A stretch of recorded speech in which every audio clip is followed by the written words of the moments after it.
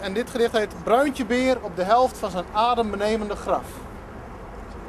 Na een avond Chinees zit ik lang genoeg op de wc om me af te vragen of dit lichaam een geschenk is of een straf. Hoeveel Unox heb ik nog te gaan? Hoeveel Iglo? Hoeveel te jonge Chardonnay? Hoeveel blond haar op lange benen? Ik breng mijn kind naar school en het hapert. Ik breng mijn kind naar school en ik krijg een brok in mijn keel. Blond haar, lange benen. Ik heb mijn brievenbus dichtgeplakt. In de garage het stof van de versterker afgeblazen. De gitaar ingeplucht en de roest uit de oude nummers gespeeld.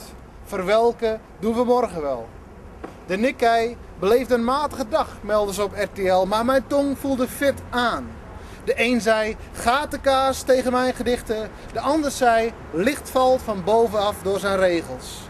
Als die met de gedachte aan de haal gaan, zie je het geschenk niet snel weer terug. Ik zat te lachen om je vraag, ik heb je antwoord niet gehoord. Zei je nou forward dat fatwa? Ik zeg dank voor de sirenes.